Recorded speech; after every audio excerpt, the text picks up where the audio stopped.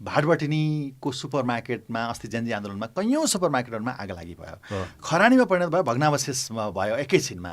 कहिले भाटबटिनी सुपरमार्केटका मालिक मिनबहादुर गुरुङले सोचेका थिए होला कि कुनै दिन यत्रा इमारतहरू त्यत्रा भवनहरूमा पनि आगलागी भएर खरानी बन्ला भनेर कहिल्यै ती साउले सोचेका थिए होला त।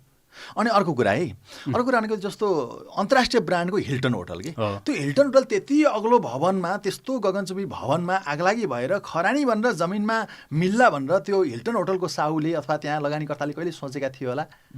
सोचेका रहेछन् के सर, सोचेका रहेछन् उनीहरूले। हामी चाहिँ बिचारा भन्यौँ होइन, तर उनीहरूले चाहिँ सोचेको रहेछ कि भोलि केही हुनसक्छ, उनीहरूले सोचेको हुनाले इन्सुरेन्स गरेको रहेछ। अघिकै हजुरकै कुरामा मैले छोड्न खोजेको, हिल्टन होटललाई के भयो त, हामीले हेरौँ बिचारा भन्यौँ, तर के को बिचारा, उसलाई त इन्सुरेन्स क्लेम भयो नि। अब भाटबटिनी साहु एक्ज्याक्टली अनि यतापट्टि भाटबटिनी साहुको त्यो भाटबटिनी जलेको त हामीले त बिचारा भन्यौँ, तर उनले चाहिँ इन्सुरेन्स गरेर चाहिँ क्लेम भयो। तर अस्ति रामेश्वर खनाल जो चाहिँ अर्थमन्त्री हुनुहुन्छ, उहाँले के भन्नुभयो, सिंहदरबार जल्यो खरानी भयो, अनि संसद भवन जल्यो खरानी भयो, राष्ट्रपति भवन जल्यो खरानी भयो। अनि उहाँले के भन्नुभयो, यी सरकारी भवनको इन्सुरेन्स नगरिएको हुनाले चाहिँ अब यसको पैसा चाहिँ कसले तिर्नु पऱ्यो? सरकारले तिर्नु पऱ्यो। सरकारले कि हामीले तिर्ने हो नि त, हामीले तिर्न पायौँ। कसको गल्तीले? सरकारको गल्तीले। सरकारले ती भवनहरूको इन्सुरेन्स गरिदिएको भए हामीले पैसा तिर्नु पर्दैन थियो नि त, इन्सुरेन्स कम्पनीले तिर्थ्यो नि त भनेपछि।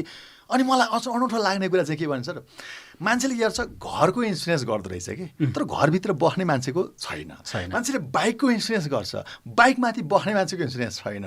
भनेपछि यो त कति हास्यास्पद कुरा के। अनि यही कुराको बिचमा यसको एजुकेसन फैलाउँदा मान्छे के गर्छ, यसलाई भन्छ नि मान्छेले हाँसोमा उडाउँछ। तर यदि भन्छ नि समाजमा विकृति छ अथवा समाजमा यसको यो क्षेत्रको बारेमा बदनामी छ भनेर हामी चाहिँ चुप लाग्नु हुँदैन सर। विशेष गरेर हजुर हामी जस्ता असल नियत भएका मान्छे चुप लाग्नु, यसलाई फैलाउनुपर्छ।